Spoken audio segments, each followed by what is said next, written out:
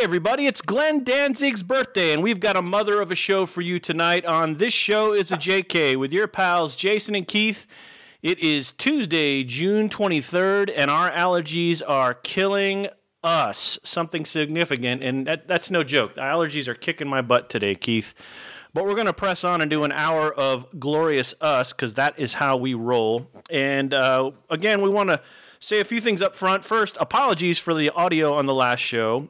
We are going through a really wonderful technical time. I am discovering these new anomalies with working with Skype. So apologies up front, but if you did listen, thank you. You got to hear Keith's voice 3 different times, and it's pretty cool. It's like he's echoing in Switzerland or something like that. That's pretty cool. Why wouldn't you? Why wouldn't you want that? That's what I'm saying. Why wouldn't you want Keith 3 times over? It's like there's plenty of women in my life who will tell you why. It's like a Robert Powell omelet. All right, so let's get to the sponsors. As usual, this show is brought to you by my book, 7 from the System. It is available on Amazon, $6.99 for the paperback, $4.99 for the Kindle. It is a collection of short stories of speculative fiction and science fiction, and it is about 150 pages. A fantastic commuter read. So if you have time for a commute to D.C. or an airplane ride that's going to take you 2 or 3 hours, this is your jam. Books about... or stories about chocolate and about cooking and about war mistresses and gambling and all sorts of things that you think science fiction, but this is not. It's just subjects that you can relate to that have science fiction in them. So you can pick that up on Amazon.com, $6.99 for the print, $4.99 for the Kindle, and thank you to everybody who provided a review. And, of course, by AaronCusterer.com, his single... apparently was not streaming on all major platforms, but now is. So now I want you to run, don't walk to Spotify as quickly as possible. Make him one of your favorites and listen to his song 30 million times. The new song is called Breathless. It's really, really beautiful. Great song. I was able to do the cover art for that, and I'm very excited about that. But you can find him on Facebook, Kusterer, and at his website, AaronCusterer.com. All the sponsors are out of the way. It's Joss Whedon's birthday also. How are you? Yeah. I'm good. And happy 1-year anniversary to you here in Deutschland. And to you. So you would be arrived by now, I think, because I got in. Yes. I got in at 7 in the morning. And now you would be getting in at like 2 o'clock. So what we're saying is this is our 1-year anniversary of living in Europe, in Germany specifically. And I don't think it hit us. I think we knew it was coming. And we love where we live. We love our job.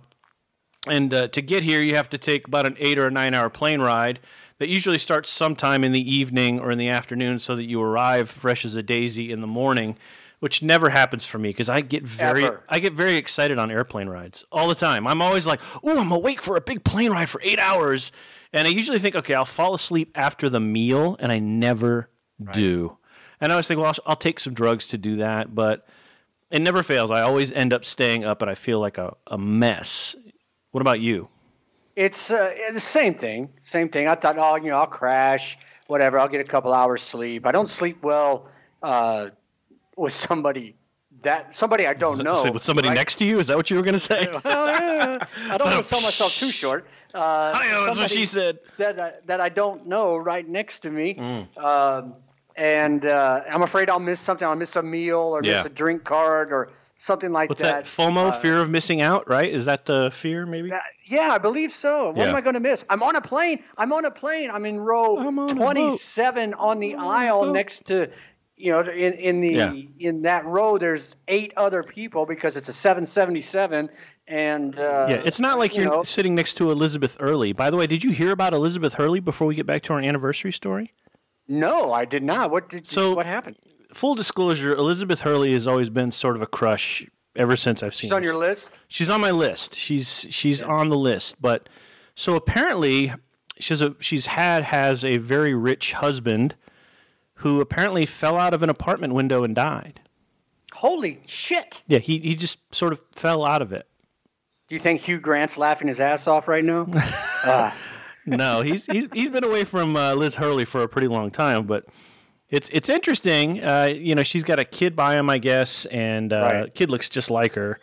But yeah, that was interesting. So, but anyway. So you're saying she's single? So you're saying there's a chance.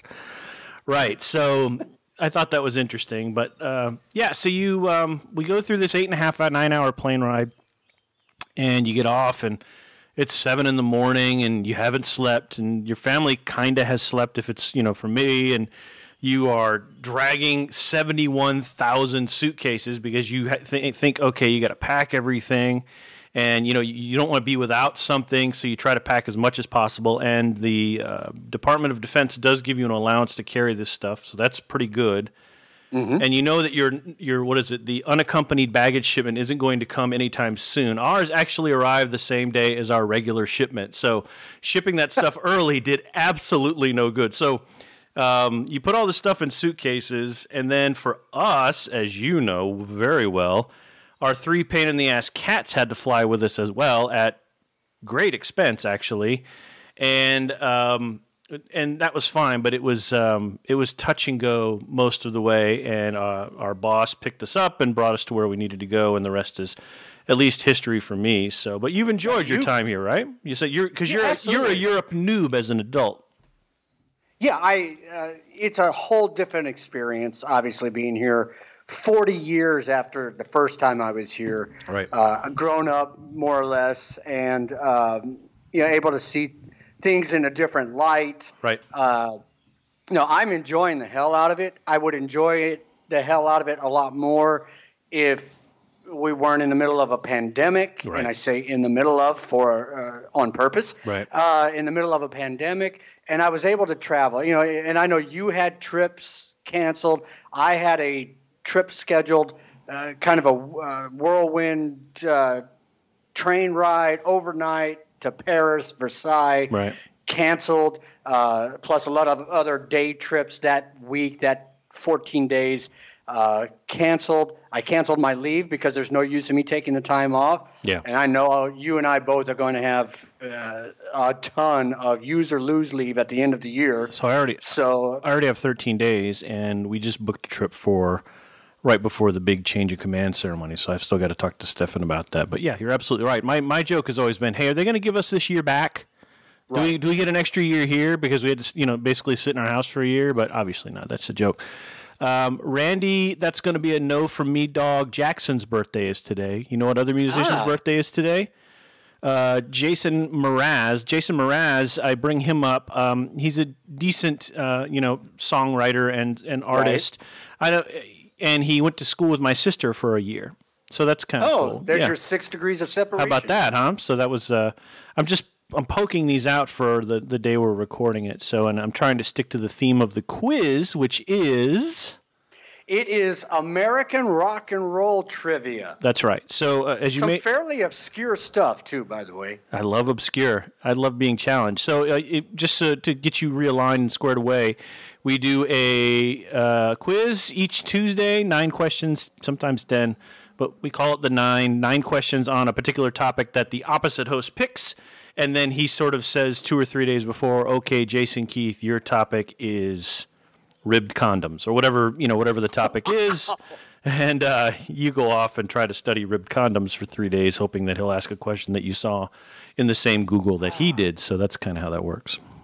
For Saturday, I want you to take a picture and put it on the Facebook page promoting Saturday's show of you holding a box of ribbed condoms. There's no chance I'm going to do that. There's absolutely. Why would I do it for Saturday's show? Well, because it's too late for today's show. Well, that's true. But since we're talking about Saturday's show, we should also tell you that Saturday's the live show, which will hopefully return in one piece this week, has a fantastic bracket suggested by 2-time winner Daniel Nathaniel about movie and television super vehicles. And we already have upwards of like 24 entries in the bracket. Amazing. 24. I don't know who shared that to what board, but thank you. We love that. Do it again, please. Yeah, exactly. So if you're listening to this and you haven't got your entry in, do so. Do so by Saturday or at 3:15 Eastern, because that's when I turn off the brackets and actually start the so-called tournament, and then we start talking about it and so on and so forth. So it's a great bracket. There were a lot of also-rans that people are like, how the fuck do you leave off that as an also-ran? Which I can't agree with more, but I wanted to make sure we had, different demographics, we had different types of vehicles, and we sort of were all inclusive with that.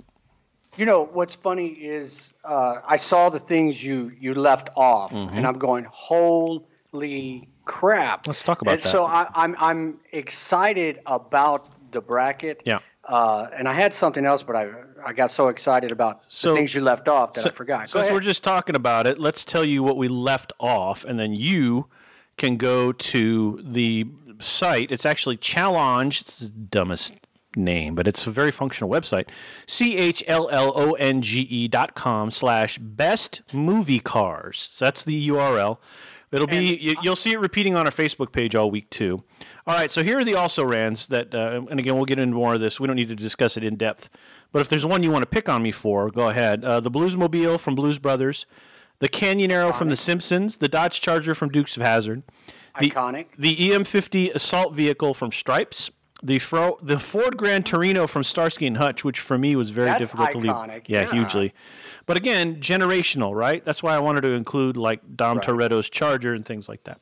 Family Truckster from National Lampoon's Vacation, Jeep Wrangler from Jurassic Park, which my friend Austin May loves, Lightning McQueen from Cars, the Magic School Bus, Mini Cooper Italian Job, Mustang Bullet, the Bullet from Mustang. That one surprised me. Well, I think that's a tough one. I think Bullet was 68 or 69, so there is an audience for that, like my dad. Well, I think I know which bracket is his. Excuse me.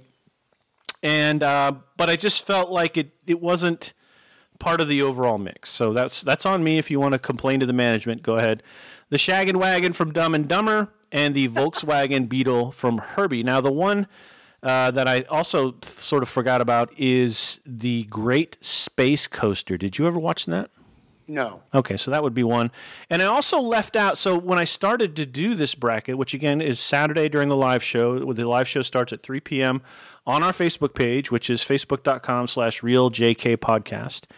I wasn't sure if I should include also space vehicles, because for an instant I had like Millennium Falcon, USS Enterprise, but then what I decided was let's keep them sort of land-based, which is why you still have a speeder bike from Return of the Jedi on there, but they're all still sort of motorcycles, cars, and vans. Well, maybe we need to do a bracket of best movie spaceships. Yeah, we definitely need to do something different. We need to go kind of 180 next week, because we've done cars and cars 2 weeks in a row, and we know that. But we'll figure that out when we go. So that's the also-rans. If you want to see what's on there, which I think is a great list, again, go to Challonge, CHALLONGE.com/best movie cars, and go to the bracket. You can also find the link to the bracket on Facebook and on our Instagram page. I'm trying to update that as well. 23 predictions at this point, my friend. So that's now, as by design, the person who does not make the bracket, the other one of us, knows the subject matter, but we do not look at the bracket. We try very hard not to look at the bracket, and I think we've reached a point where we both know how to operate the web page well enough where we shouldn't have to see the categories. You'll knock it out and it'll be fine. And yeah, so that works well. So we can have a real, no kidding, engaged discussion without it sort of being premeditated and whatever somebody's prediction is. So all the conversations you hear, all the coin flips are real. That's all that stuff is. I'm not changing my opinion. You flip that damn coin if you want a victory. So that's how that works. All the stuff you hear, you may be surprised by this, but everything you hear come out of our mouth is live and in the moment. We don't script anything. Shit. About the only thing I do, and I'm showing this to Keith, is I make a little list of topics that I have generally about an hour before the show. I can't see it because it's being obscured by the green out by Betty Davis. Well, I have a pink Post-it, and we're going to get to all of these. We've gotten to 1 year anniversary. We talked about the music quiz. We bitched about our allergies. I did my Glenn Danzig opening, which is written on the bottom of this. We have done, and I have written on here, out of shape, ever broken a bone, and mole in kitchen. So those are all things we still have to talk about. Now, whatever you have. See, none of this is scripted. It's literally just, hey, you want to talk about this? We never script anything. This is what we would be in the office if our desks were in the same part of the office, right, and we had microphones and wearing headphones. Actually, it'd probably be some really other dumb shit that we probably wouldn't broach here too. Well, that's fair too. Yeah. Well, so I need to say hi to Jim Elliott, good friend from Lawton. He and his wife Nancy was my coworker for a long time. Moved down to Dallas to be closer to their children and grandchildren. I did not know he listened. He just messaged me saying, "Hey, congratulations on your 1 year. We miss you. By the way, love the podcast." And that's the first I knew that he listened to it. So, hi, Jim Elliott. Jim, welcome to our dysfunctional family of listeners. Jim and I had this kind of relationship where anytime we haven't seen each other, why? Hey, Jim, how you doing? Yeah. Hey, asshole. Nice. That kind of thing. Yeah. That's the best kind. That's like a military relationship. It really, really is. It is. Do you know who Duffy is?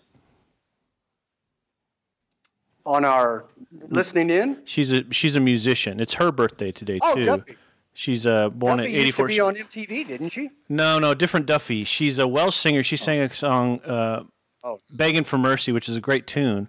And then she had some real problems with the record label, and she basically was never heard from again. She was supposed to be like the next, I don't want to say Adele, but the next great Welsh singer in the mold of like Bonnie Tyler and Adele and other stuff that.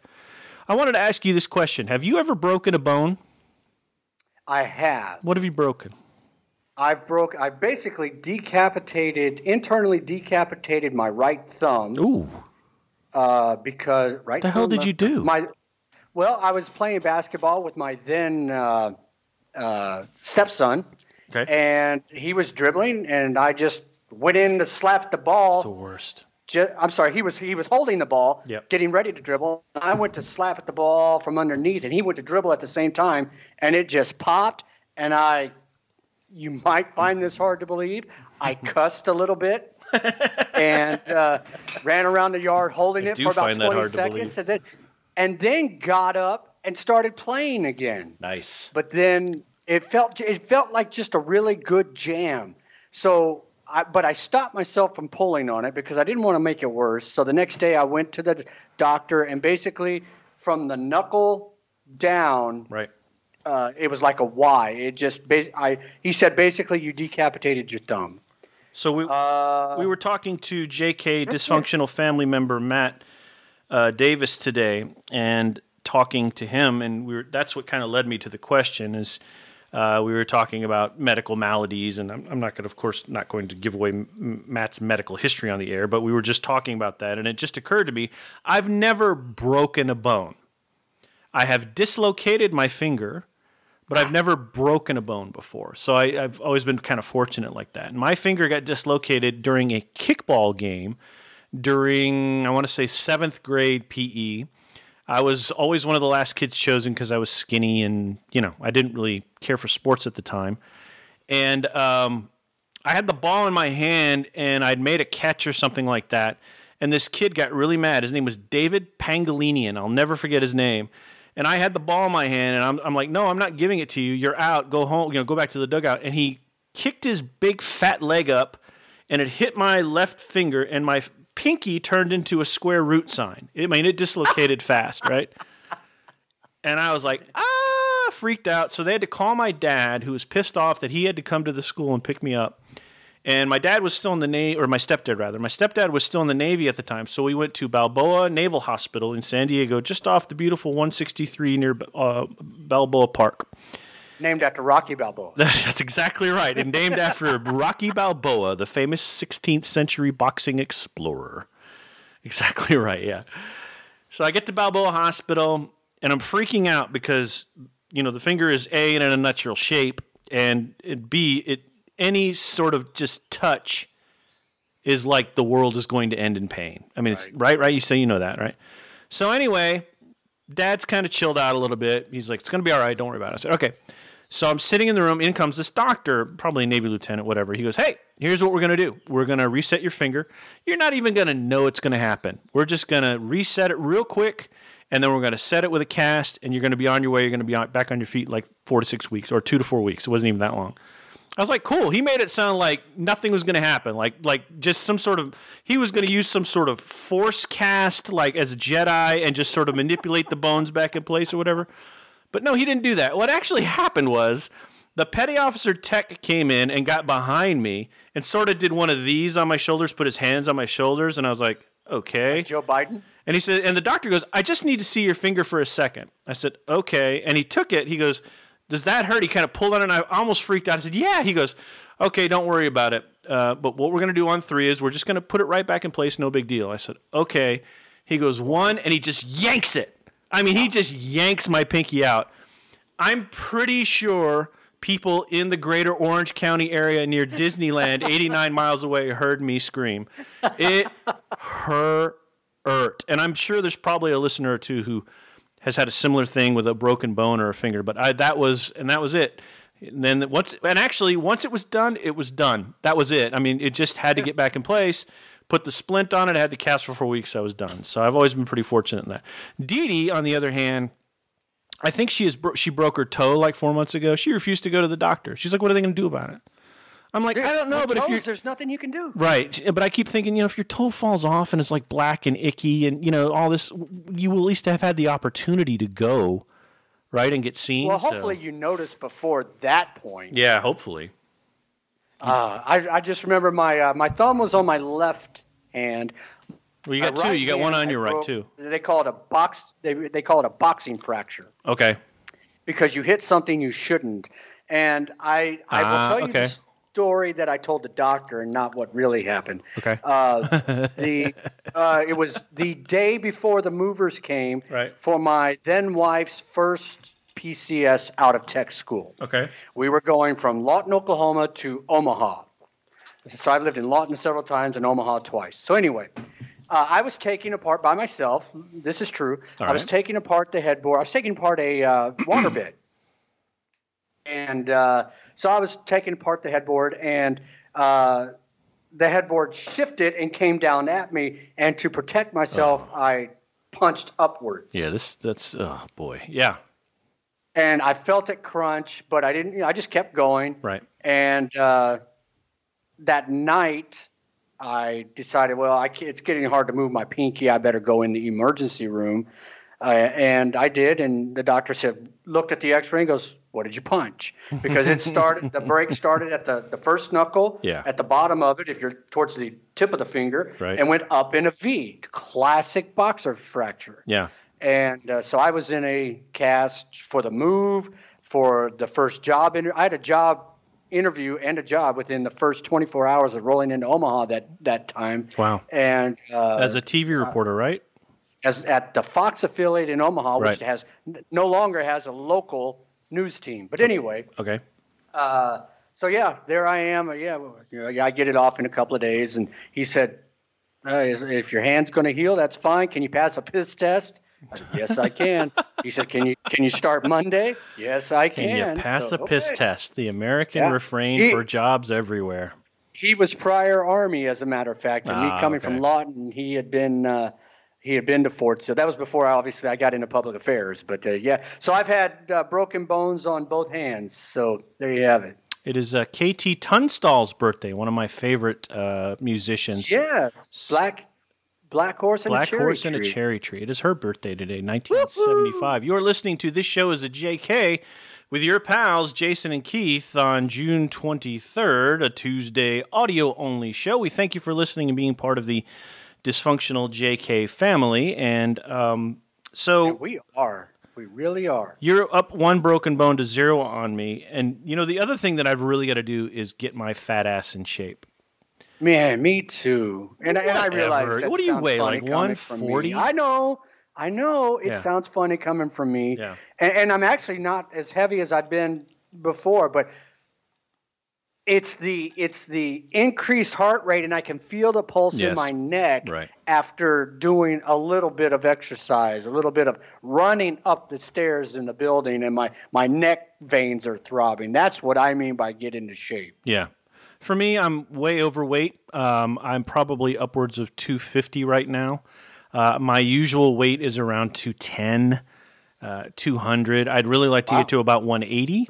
This has a lot to do with just being sedentary and enjoying the good life and all of that. So I really need to I've started to change my diet pretty radically. I've cut my calories Not in half. The level that I was always given was 15 to 1,700 a day versus what my body needs at about 2,500. If you cut the calories and like stop eating at like 6 o'clock, in general, you're going to lose weight really fast. Get about 30 minutes of exercise a day. It always works for me.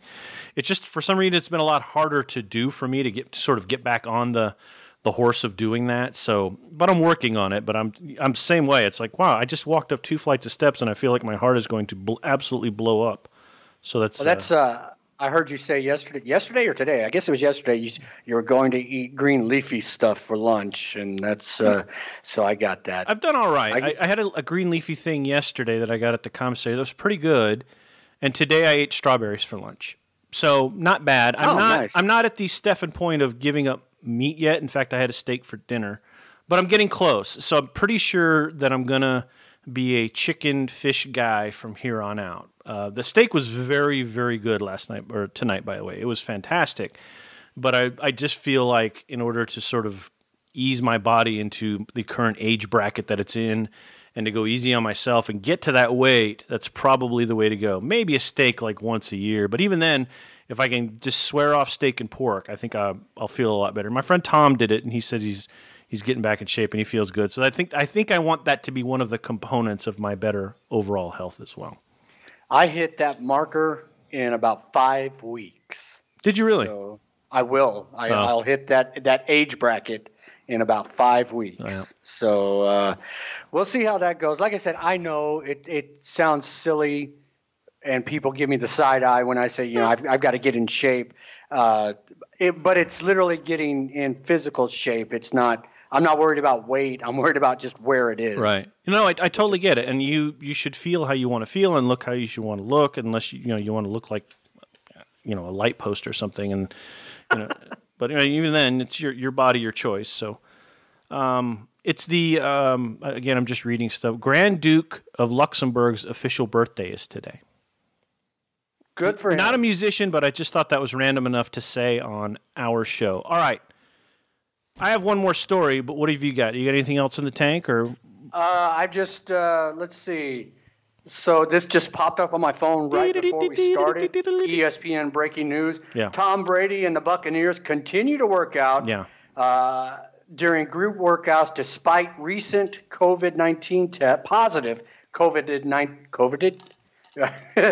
despite recent positive COVID-19 tests on the team. Mm-hmm. So. And about that, I have to go back to Saturday night. Mm-hmm. No, was it? Yes, Saturday night. Yep. Tulsa, Oklahoma. Mm-hmm. Apparently went very well as far as any violence or anything like that. There was a little, but nothing like the Minneapolis or anything like that for the presidential rally there in Tulsa, in my home state of Oklahoma. Right. Did you hear what happened? That they apparently, a lot of young folks, a lot of TikTokers, a lot of President Trump dislikers called and reserved about 2/3 of the ticket in the BOK, Bank of Oklahoma, BOK Arena there in Tulsa, and then didn't show up. And I don't care what side of the political spectrum you were on, that's brilliant. Yeah, and that is just thinking outside the box. Now, it's still 6,200 people went through the gates and showed up for the rally, which is nothing to sneeze at, right. No pun intended. Yeah. But just the thinking outside the box of our mostly young people to do that, you have to be proud of that, no matter what your political affiliation. Well, I guess whatever, but you can be mad at it. But when you think of it objectively, it's brilliant. I think it's, if true, it's in line with a lot of political sorts of undercutting and stunts, and that our country is famous for from then to now, so to say. So I mean, I don't have much to say on that other than if it's true, then again, I don't know that it doesn't fall into the other categories. So circling back to Tom Brady. That doesn't surprise me, and I bet Patriots fans are just still like, fuck him, mostly. So it doesn't surprise me one bit, but maybe they're doing it in like N95 masks or something. The news that I was excited to see was your boy Dak signing for, what, $33 million, right? 31. He signed a his 1-year tender contract, franchise tag, for $31 million. Mm-hmm. So, so that's signed. Zeke's been signed. Right. Most everybody's been signed, and now we just hope they actually get the chance to play. Turning to your other favorite sport, baseball. Yeah. I heard this morning on the radio, which actually was news from yesterday in the U.S., yes, that they are planning to have a season, even though the players voted it down. But then it went to the owners, and the owners, of course, said yes by unanimous, like 33-5 or something like that. So it'll be interesting to see if the players, if they have a season, and if the players actually play. So so that was going to be, as I've been honking about baseball since I think we started this podcast. Yeah, the owners voted unanimously to implement a 60-game season hours after the MLB Players Association rejected a 60-game proposal that would have included an expanded postseason and other ancillary salary bumps. So they're saying that it'll be a 60-game season that'll start around July 24th, but the players need to sign off on health and safety protocol and to pledge to arrive at home stadiums by July 1st to prepare for the season. You're right. That's an interesting dichotomy. If they didn't approve the plan in the first place, why would they show up? Again, it's one of those interesting dichotomies of which side are you on? Are you rooting for ownership and the man to sort of say, get back here, labor, and do your job? Or are you, as like me and many others, a labor going, I want to get what I want to get, and make sure that I'm healthy and make sure that I'm paid properly and make sure that we're not endangering fans or other players or things like that. I think that's all part of this mix. So my sense is they're going to show, but on the other hand, the MLS just eliminated an entire team out of its tournament that's supposed to start at the beginning of July because 10 of its players and staff had COVID. So Orlando City is out, and they are the so-called rival to my team, Atlanta United. And so they're out. I mean, they suck, but I don't know why they're a rival. The nail is never scared. I mean, the hammer is never scared of the nail. I think that's the way that goes. But they're out. So my take on this is it's twofold. One is leagues are just going to start playing and say, illness be damned, get out there and play. And maybe they don't put people in the stadiums, but the players are going to be on the field. And baseball, to me, with the exception of double plays at the plate, and a few other places, is pretty well socially distanced to begin with, except for maybe in the dugout. I don't know how they're going to make 6 feet a dugout. Soccer is sort of socially distanced, except for maybe slide tackles. Football, again, the one that weighs in my head is American football, and there's a tackle on every play. What's that great saying? It's a series of boredom broken up by like 40 to 50 committee meetings, aggressive committee meetings. I always like that one, and it'll be interesting. So I just have the feeling that the professional sporting world wants to get back to work because they're bleeding money. The players want to play, obviously. They want to get paid too. So it's an interesting dichotomy that I'm watching unfold. I would like baseball, but if it doesn't come, on the other hand, you haven't heard me at work going, man, I wish I had a baseball game to watch, or for that matter, anything. About the only thing that's interested me, it's like, I really hope it comes back, is football, because we have a fantasy football league, and it's kind of a social thing, so I'm kind of into that. Baseball doesn't come back, I'll be disappointed, but on the other hand, I don't come home going, all right, honey, let's watch an old baseball game or something like that, Yeah, and that's it. That's, I've just resigned myself to football is not going to happen, which is okay. Not okay. I'll be upset. I'll be disappointed. Right. But you know what? That'll leave my weekends to travel too. Yeah. So, and whatever. And I think basketball is just pushing forward as it does. But, again, we'll see. When the practices start or whenever, and there start to be cases that turn up, because they will turn up, even if they try to suppress test results or, try to do something to keep things in line, players and families are going to come out and say, they're not telling you this, but these 3 players are tested positive. And then that will turn to, well, I'm not playing these positive, and it will just disrupt the whole momentum.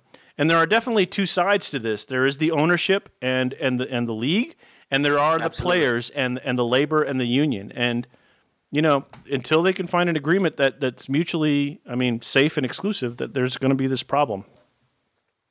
So before we get to the quiz, I want to tell you about the mole that was in my kitchen for the last 2 days.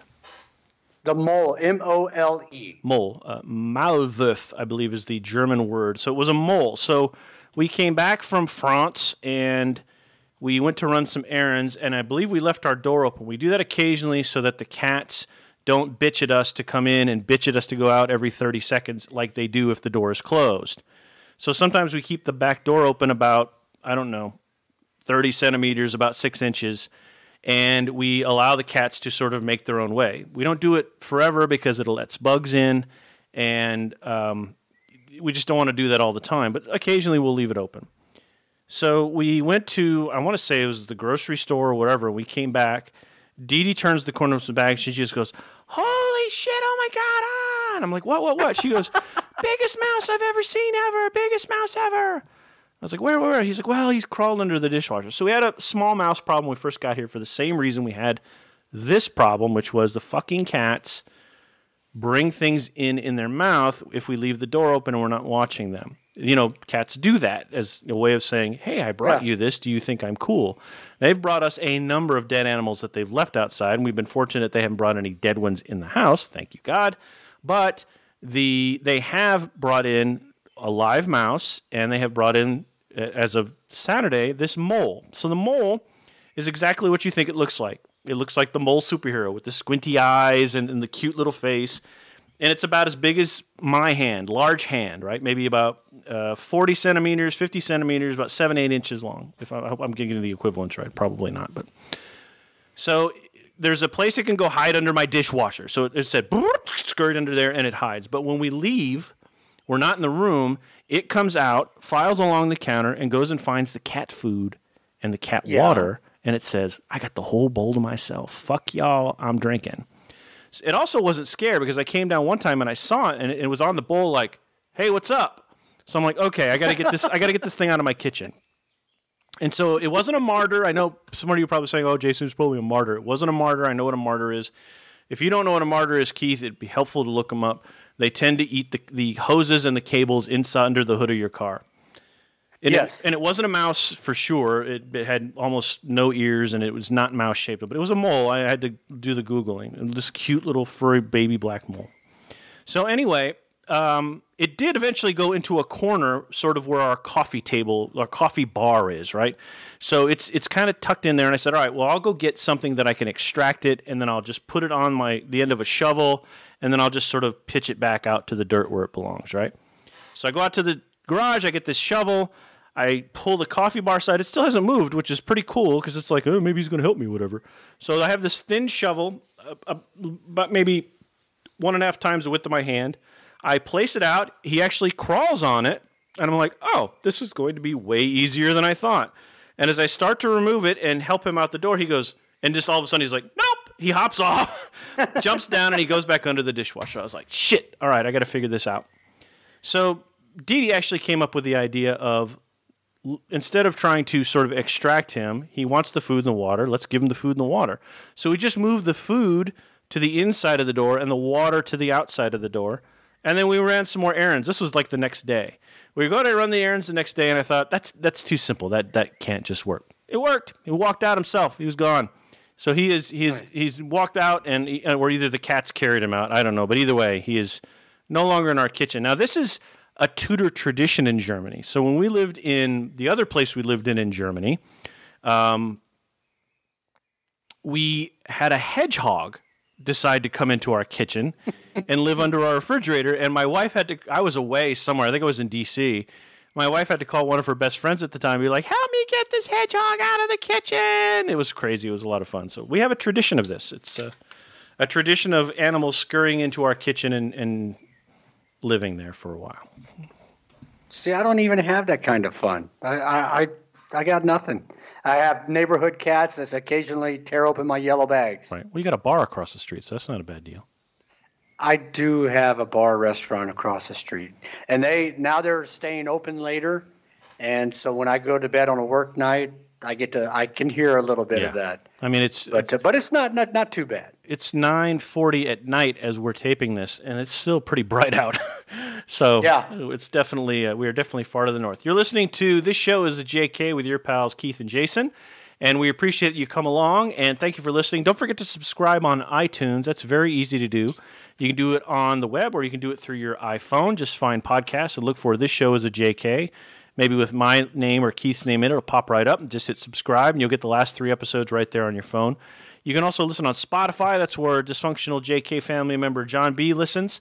And you can also listen on Spreaker, whatever it's called, and Google Play. All of those venues carry the podcast. You can also catch the show on my author page. You can catch it on our page. You can catch it on Twitter. There are a lot of ways to get it.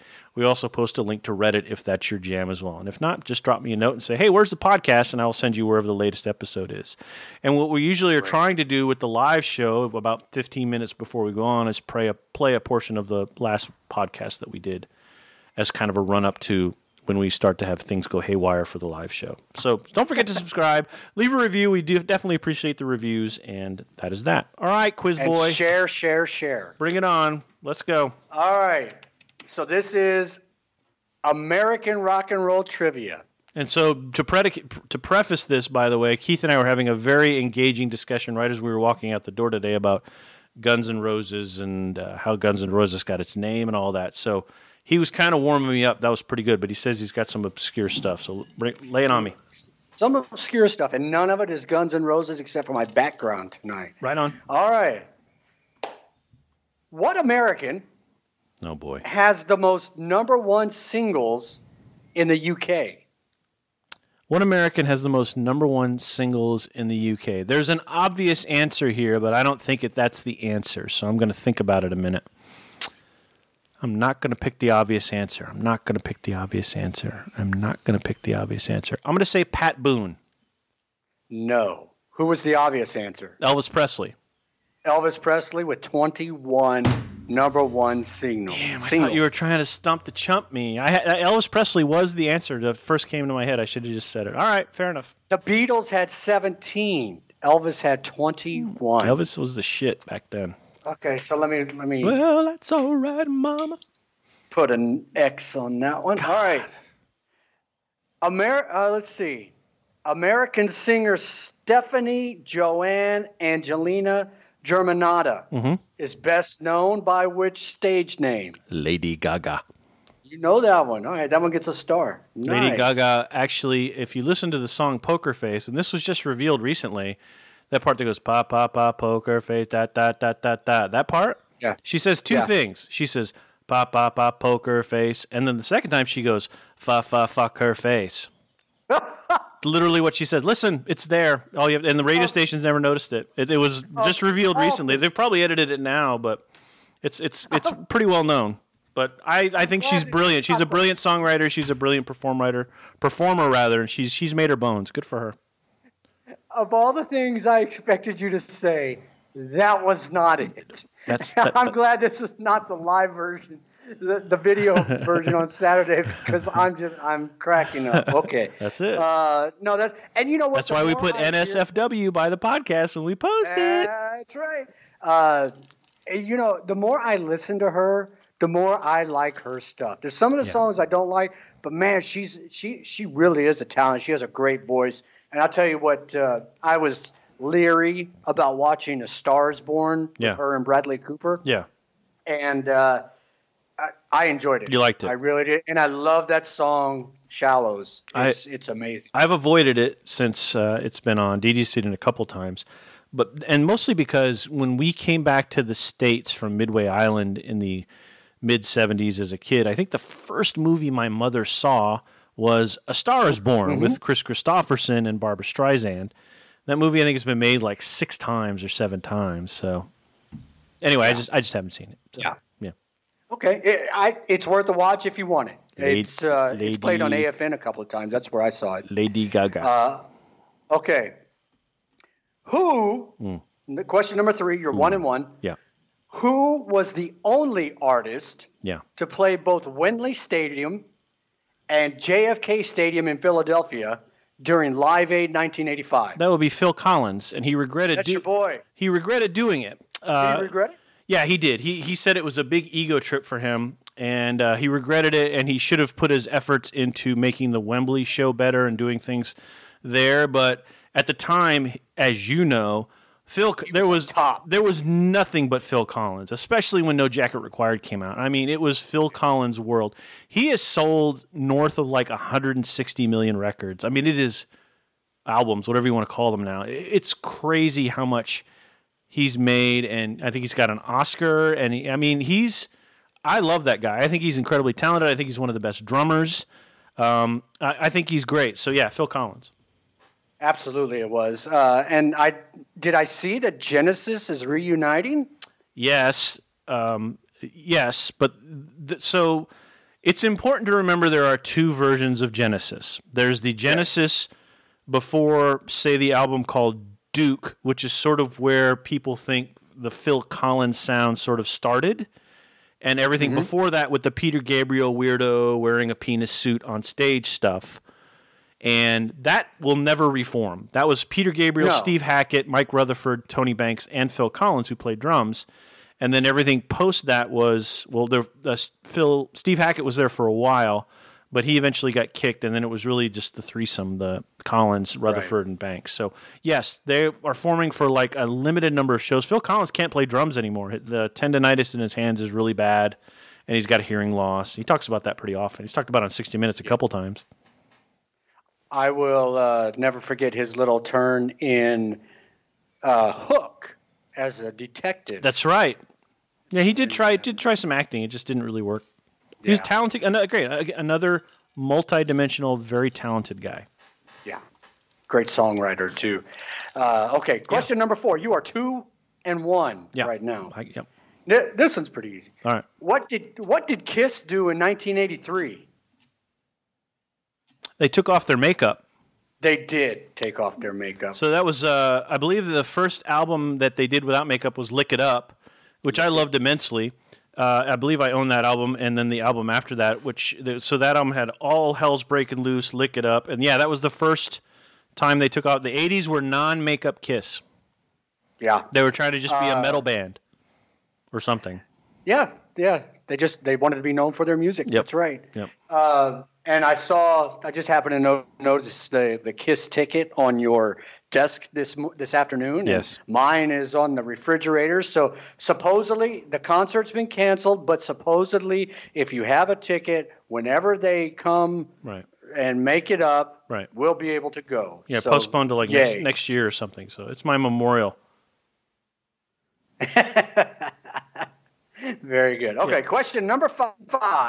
Yep. In 1979 performance by The Who, that's the band, not the question. Yeah. By The Who, ended in tragedy after a stampeding crowd killed 11 people in what city? Cincinnati. And so I know that because I remember it happening, and also it was a pivotal episode of WKRP in Cincinnati. Which that was one of their only serious episodes. Yes, it was. So that was I remember that pretty vividly. I thought it was more than 11. It was also the first time I recall thinking it was 8 or 9, thinking, wow, people could get trampled at a rock concert or something like that, or that would happen at a rock concert. I was 9. Well, you would have been older than that. I was 9 in 1979, so you would have been at least 10. Well, it depends on the month. If it was after August, I was 10. If it was before August, I was 9. All right, here we go. So you're going right along here. I should have said Elvis to start with. I'd be perfect, but go ahead. Where was Jimi Hendrix found dead? What city? Shit. Yeah, I was wrong when I guessed. I just saw this the other day. Was it London? Was it? I'm going to say London. You're right. Oh, yes. See, I thought it was Paris. Booyah. That Jim Morrison, Paris. Yeah, and that brings me that's to where he's buried. Another little tidbit here. Jim Morrison, and all. There's the 27 curse. Have you heard of that? I have. So I think Janis Joplin's part of that too. Janis Joplin, Amy Winehouse, Amy Winehouse, the great Robert Johnson, the king of the Delta Blues, right? Brian Johnson, an original member of the Rolling Stones. Yep. Anton Yelchin, not a musician but an actor. Cast Star Trek. Yep.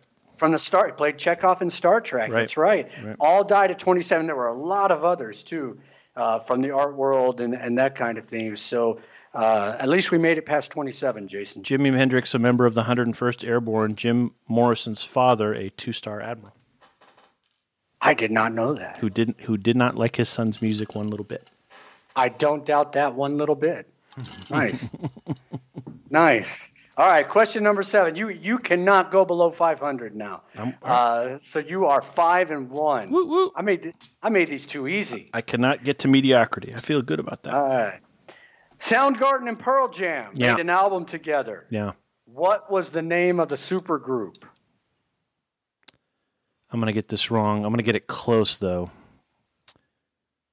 Was it Temple of the Dog? It was. Yes. Even your guesses are on tonight. I almost said Hair of the Dog, but then I had to sort of get to my zen point. So, not really a fan of either group. I like Pearl Jam a little. I like 5 or 6 of their singles, but wasn't like that was literally. I should say literally. It was after I became an adult, and that's when I think started for another generation grunge and all that. So I liked Pearl Jam. I bought that cassette at the time. But Soundgarden was way off my radar. I didn't like Chris Cornell till much later in life when he did Sun Shower and a few other things. So yeah, Temple of the Dog. Yeah, I bought that. What was it? 10? Was that the Pearl Jam? 10, yeah. That's the defining one with Even Flow and Black and all those great songs. Jeremy, Jeremy, Jeremy. Okay, another Jimi Hendrix question. Oh shit! But it also includes another superstar. Okay. What Jimi Hendrix cover of a Dylan song is considered far superior? All along the Watchtower. That's right. Yes. I love that song. So here's that song. So here's a little background, something interesting you'll want to know. So when I was a DJ in New York for about 3 years, and then I moved to Colorado. And the first NCO in charge second NCO in charge I worked for there was a guy named Pat Maddock. Brilliant, wonderful, warm, one of the greatest human beings you'll ever meet in your life. He was a broadcaster. He came from Europe. And so I was trying to bond with him. The first thing I did was I played a prank on him and told him that he owed $10,000 to DFAS, and I had everybody in the building back me up on it. So he had to go to finance. They had a piece of paper that said that. The squadron section commander said, "Pat, what's going on here? Why haven't you paid your money?" And it was great. And then when he finally got to like the one person who could get, we kind of all went, "Welcome to Lowry," right? So that was the whole joke. So we got along famously after that. So one day we were listening to this station in Denver that was out of Boulder called KBCO. It was a brilliant station at the time. I mean, the music selection was unlike anything I'd heard before. It was brilliant. But we were just talking about stuff. And I said, "Pat, if you were to lead off any radio show as a disc jockey, as a DJ, what song would you start with?" And he said, "All Along the Watchtower" by Jimi Hendrix. No question. It's a great way to start. It's up. It has the right mood. Drive time or even the morning, it's a great way to go. So I've never forgotten that. And so, but yeah, it's a brilliant cover, of course. Oh, it's a wonderful song, and I didn't know it was a remake or a cover for the longest time. Speaking of covers, Stevie Ray Vaughan's Voodoo Child cover of Hendrix's song is, oh man, that is amazing. It's sacrilegious to say it's superior than the original, so I won't say that.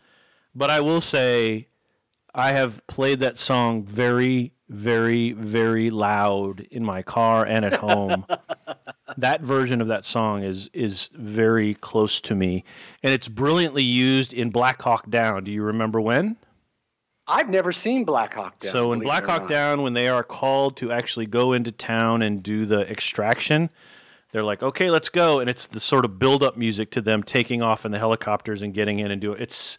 And you hear that, "I'm standing next to a mountain, I chop it down," and the helicopters are turning. And Ridley Scott just fucking, it's brilliant. It just owns. Why am I seeing the Ride of the Valkyries in Apocalypse Now.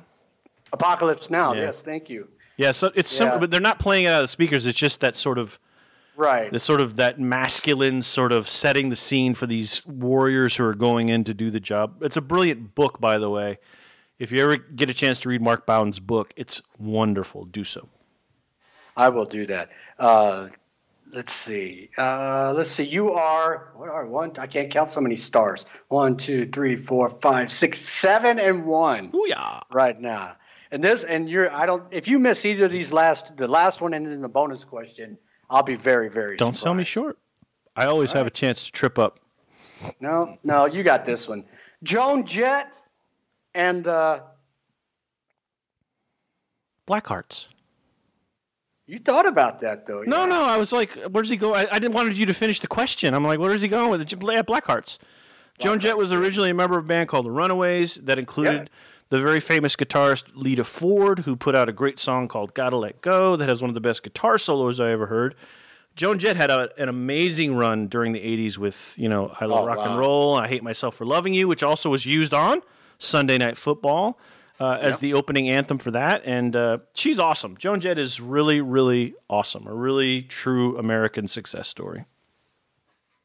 I don't have a 6 degrees of separation with Joan Jett, but when I was dependent, when I was a spouse at Angelic Turkey, and volunteered in the public affairs office there, I would go down to the VI department, wing headquarters there quite often, and on the inside, above the front door, they had probably a 3x5 picture because Joan Jett would not tell a soul. She would come and play at Tent City, not for the main base, but I know while we were there for a year and 3 quarters and then got evacuated, I know she played at least 3 times in Tent City. She would come over and play for the deployed airmen, soldiers, British, French, all living in Tent City. Right. So the VI department had this great picture of her yelling into the microphone with a fist in the air, but it's when she had her buzz cut and she's wearing a tank top. She's just ripped, sweat beat it up on her, and it was just a fantastic picture that I wonder if she's ever seen. Yeah, I bet. So, that was one of when I got the iPhone and iTunes, I bought her greatest hits album. There's some good stuff on there. People had been even her version of Crimson and Clover is really good. So and great sound. Like you said, do you want to touch me? That kind of thing. And there's some songs on there that back in the day that if people had been listening, they wouldn't be questioning her sexuality today because AC/DC. So Menage a Trois, whatever. So, good stuff. I love Joan. As always, people should mind their own frigging business. But anyway, go on. Yes. So the bonus question. This one's not real difficult. In fact, you should know this one by heart. You should know this one, and everybody listening should know this one. Yeah. There's a hard rock metal band that claimed their drummer would spontaneously combust on stage. Who was it? Read the question again.